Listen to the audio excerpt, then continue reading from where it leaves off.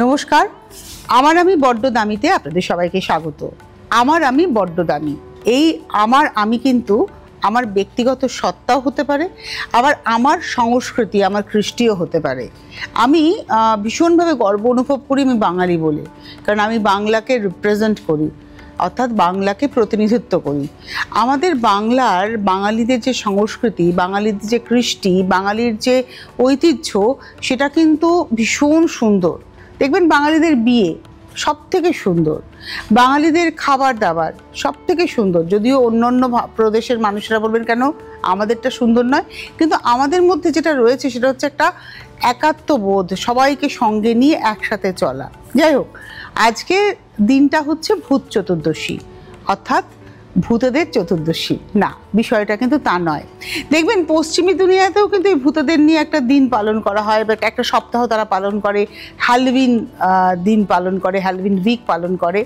তো এই হ্যালোউইনের সঙ্গে কিন্তু আমাদের এই ভূত চতুর্দশীর অনেকটা মিল রয়েছে। বিষয়টা কি না, আজকে অর্থাৎ এই যে এখন সময় চলছে, সাধারণত ভূত চতুর্দশী পালন করা হয় আশ্বিন মাস কিংবা কার্তিক মাসের কৃষ্ণপক্ষের ত্রয়োদশী তিথিতে। কার্তিক মাসেই কিন্তু কার্তিক পুজো হয়, আবার অনেক সময় কালী পুজো কার্তিক মাসেতেও পড়ে। সেই কারণেই বললাম যে হয় আশ্বিন মাস নয় কার্তিক মাসের কৃষ্ণপক্ষের চতুর্দশী তিথিতে কিন্তু এই ভূত চতুর্দশী পালন করা হয়, ঠিক কালী পুজোর আগের দিন। বলা হয় এই দিনকে স্বর্গমর্ত পাতাল এক হয়ে যায়। এর পিছনে কিন্তু অনেক পৌরাণিক গল্প রয়েছে। প্রথমে বলি, এই ভূত চতুর্দশীর দিন আমরা দুটো কাজ করে থাকি। এক হচ্ছে 14 প্রদীপ জ্বালাই, আর এক হচ্ছে 14 শাক খাই। এই 14 শাকের অনেকগুলো শাক রয়েছে, তার মধ্যে ধরুন বেতো, গুলঞ্চ, নিম, সর্ষে, এরকম অনেক রকমের শাক মিলিয়ে 14 শাক। এই 14 শাক খেতে হয় এবং 14 প্রদীপ জ্বালাতে হয়। 14 প্রদীপের জায়গাটা কি? 14 প্রদীপ হচ্ছে আমাদের, যদি আমি কেন জ্বালাবো, আমরা প্রদীপকে আমরা কেন জ্বালাই? প্রদীপ জ্বালানোর উদ্দেশ্য হচ্ছে আমি আমার অন্ধকার মনকে আলোকিত করছি।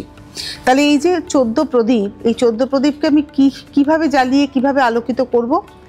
আমাদের যে 5টা জ্ঞানেন্দ্রিয় এবং 5টা কর্মেন্দ্রিয় রয়েছে, সেই 5টা জ্ঞানেন্দ্রিয় এবং 5টা কর্মেন্দ্রিয় মিলে হলো 10, আর তার সঙ্গে 4টি হচ্ছে অতিরেন্দ্রিয়। এই 4টে অতিরেন্দ্রিয় কি না, সেটি হচ্ছে চিত্ত, মন, বুদ্ধি এবং অহংকার। এই সব মিলিয়ে 14। এই 14টা জায়গাকে আলোকিত করার জন্য 14 প্রদীপ।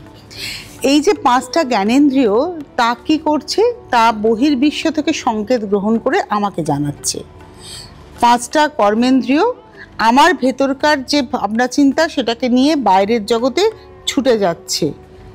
এবং এই যে 4টে অতিরেন্দ্রিয়, তা কী করছে? আমার ভেতরে একটা ইন্ডেক্স তৈরি করছে। তো এই যে জ্ঞানেন্দ্রিয় এবং কর্মেন্দ্রিয় যা আদান প্রদান করছে, তার একটা ইন্ডেক্স তৈরি হচ্ছে। ইন্ডেক্স কেন বললাম? দেখবেন আমাকে যদি কেউ বলে রসগোল্লা, আপনাকে যদি কেউ বলে সিঙ্গারা, আমরা সঙ্গে সঙ্গে তার স্বাদটা কিন্তু আমাদের মুখের মধ্যে চলে আসে, চোখের মধ্যে তার ছবিটা চলে আসে। এই হচ্ছে জ্ঞানেন্দ্রিয় এবং কর্মেন্দ্রিয়র সঙ্গে অন্তরেন্দ্রিয়ের সম্পর্ক, অর্থাৎ ইন্ডেক্সের সম্পর্ক। আপনি বুঝতে পারলেন যে সিঙ্গারাটা দেখতে কেমন, সিঙ্গারাটা খেতে কেমন, তার স্বাদ কেমন, এই একটা মিলিয়ে কিন্তু একটা এফেক্ট তৈরি হলো। তো যাই হোক, এটা হচ্ছে আমাদের জ্ঞানেন্দ্রিয় কর্মেন্দ্রিয়ের গল্প। এই যে 14টা প্রদীপ আমি জ্বালাচ্ছি, আমাদের 14টা ভুবনকে আমরা আলোকিত করছি, কারণ আমাদের এক একটা ইন্দ্রিয় এক একটা ভুবন, সেই ভুবনকে আমরা আলোকিত করছি এই 14 প্রদীপ জ্বালিয়ে। আবার বলা হয় আমাদের 14 পুরুষ আসেন এই দিন, দেখতে আসেন, কারণ স্বর্গমর্ত পাতাল খুলে যায়, তারা দেখতে আসেন তার উত্তরসূরিরা কেমন আছেন, তাদের কথা তারা মনে করছেন কিনা। তাই এই প্রদীপ জ্বালিয়ে আমরা তাদেরকে বলি, তোমরা আমাদের পূর্বপুরুষ, আমরা তোমাদের উত্তর পুরুষ, তোমাদের কথা আমরা মনে করছি। তাই বলা হয় এই প্রদীপ যখন জ্বালাবেন, বাইরের দিকে তার শিখাটাকে দেবেন। যেখানেই জ্বালান না কেন, টুয়ার্ডস আউটসাইড আপনাকে শিখাটাকে দিতে হয়, কারণ যাতে করে তারা শিখাটি দেখতে পান। পুরো কার্তিক মাস জুড়ে কিন্তু এই অনেকের বাড়িতে দেখবেন একটা করে আলো বাড়ির মাথায় জ্বলে, একটা করে আলো তারা জ্বালান। সেই আকাশ প্রদীপ জ্বলে দূরের তারার পানে চেয়ে, একটা গান আছে না, সেই গানের কথাটাই মনে পড়ে গেল। তার কারণ ওই আকাশ প্রদীপ দেখাতে হয়, কারণ আমাদের যে পূর্বপুরুষরা এসছেন মর্তে এসেছিলেন, পৃথিবীতে এসেছিলেন, তারা আবার ফিরে যাচ্ছেন স্বর্গলোকে, তো তাদেরকে সেই পথ দেখানো। তো এই 14 প্রদীপের সঙ্গে আমাদের জ্ঞানেন্দ্রিয়, কর্মেন্দ্রিয় এবং অতিরিন্দ্রিয়ের একটা সম্পর্ক রয়েছে, এবং এই 14 প্রদীপের সঙ্গে আমাদের 14 পুরুষেরও একটা সম্পর্ক রয়েছে। এবারে আসি 14 শাক। 14 শাকের মধ্যে আমি তো বললাম যে গুলঞ্চ, বেতো, তার সঙ্গে আরও অনেক রকমের শাক, ধরুন নিম, সর্ষে, এরকম নানান রকমের 14 শাকের নাম রয়েছে। এই 14 শাক খাওয়ার ভূমিকাটা কি? এর পিছনে সবার আগে একটা সায়েন্টিফিক রিজন আমি বলবো। দেখবেন এই যে একটা সিজন চেঞ্জ, আমরা রয়েছি এখন শরৎ থেকে হেমন্ততে যাচ্ছি, হেমন্ত থেকে শীতে যাব, এই যে একটা ট্রানজিশনে আমাদের কিন্তু নানা রকমের শরীরের ব্যাধি আসতে পারে, বিশেষ করে ঠান্ডা লাগার সমস্যা আসতে পারে, নানা রকমের স্কিনের সমস্যা আসতে পারে, স্কিন ড্রাই হয়ে যেতে পারে। তো সে কারণেই কিন্তু এই 14 শাক খাওয়ার একটা রীতি, এটা হচ্ছে একটা বিজ্ঞানসম্মত রীতি। আর তার সঙ্গে সঙ্গে বলা হয় এই 14 শাক একটা সিনার্জিক এফেক্ট তৈরি করছে। অর্থাৎ দেখবেন দুধ এবং ভাত আলাদা আলাদা, দুধ আলাদা হচ্ছে ভাত, এই দুধ ভাতের আলাদা একটা ভাতের স্বাদ রয়েছে, দুধের একটা আলাদা স্বাদ রয়েছে। দুধকে পান করতে হয়, ভাতকে আমরা চিবিয়ে খেতে পারি।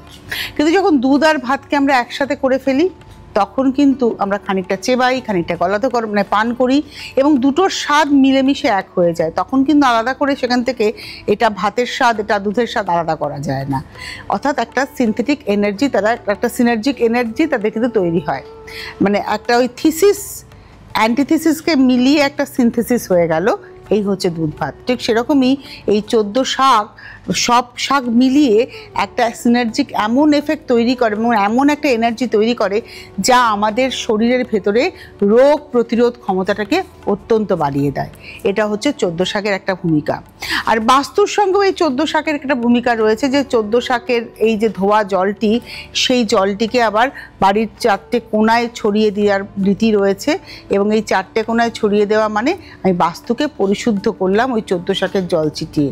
আমাদের এই ব্যস্ততম যুগে আমরা কতটা করতে পারি এটা একটা বড় প্রশ্ন, কিন্তু এগুলো আমাদের ইতিহাস, এগুলো আমাদের সংস্কৃতি, এগুলো আমাদের কৃষ্টি। তো আজকে 14 শাক খাওয়ার দিন, 14 প্রদীপ জ্বালানোর দিন, এবং 14 পুরুষকে স্মরণ করবার দিন। এবং মাথায় রাখতে হবে স্বর্গ, মর্ত, পাতাল কিন্তু আজকের দিনে খুলে গিয়েছিল।